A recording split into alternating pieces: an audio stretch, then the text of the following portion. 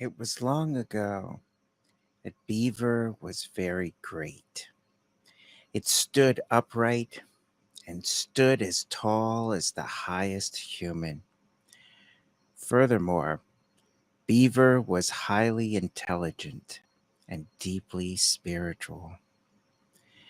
Beaver had the ability to improve his environment and make it hospitable for other animals as well as Beaver. And Beaver had families that would work together to build lodges.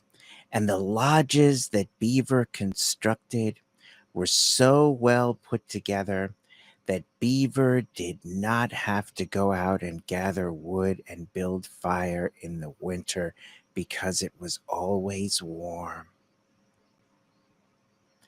Beaver did not have to make clothes or robes of any kind because they were blessed with bodies that had fur on them, covered from tip to bottom. Beaver had large, sharp, fine teeth, which allowed it to fell trees. And Beaver would often cut trees for their two-legged neighbors, whom Beaver had grown to pity. And in exchange for the trees, Beaver only asked for the tender bark or twigs to store for winter food. And during the warm weather, Beaver probed the bottom of lakes and streams for roots and many kinds of greens. And Beaver made many roads and constructed fine canals, which made transport and travel easier. And they shared these paths with their neighbors. The people learned many good things from observing Beaver. Beaver bathed several times a day, and soon people adopted these habits of cleanliness and good grooming.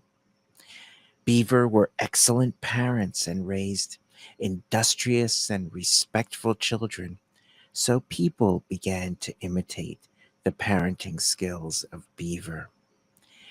Beaver worked hard to accomplish good deeds that would benefit the entire community. Beaver did not fight and quarrel among themselves, and they did not make enemies of their neighbors. Beaver experienced no jealousy when others excelled. Therefore, as time went on, Beaver prospered more than people. So, a delegation of men went to Creator to remind him that humans were supposed to be the greatest of all created things. And they pointed out that Beaver had surpassed them in many things, and the people demanded that Creator do something to return everything to its original roles and reduce the stature and the power of Beaver. Creator thought about it and said, if people need an advantage over Beaver to surpass him, then I will limit Beaver's stature and cause him to desire to live only in and on the water. Now the delegates were satisfied and they returned to their lodges.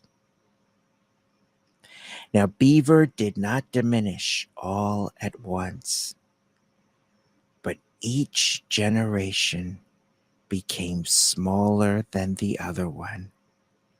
And after many, many years, they became the beaver, the size that we know today. But Creator allowed beaver to retain all their previous skills. Beaver are still intelligent, industrious, and generous.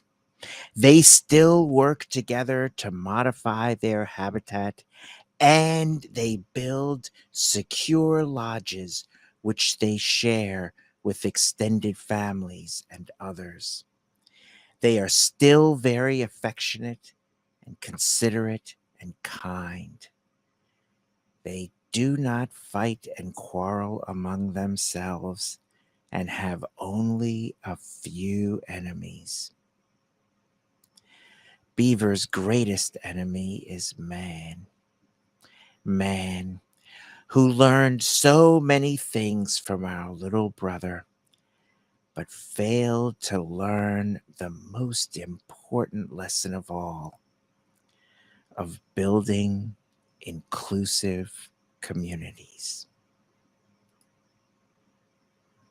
The story of Beaver.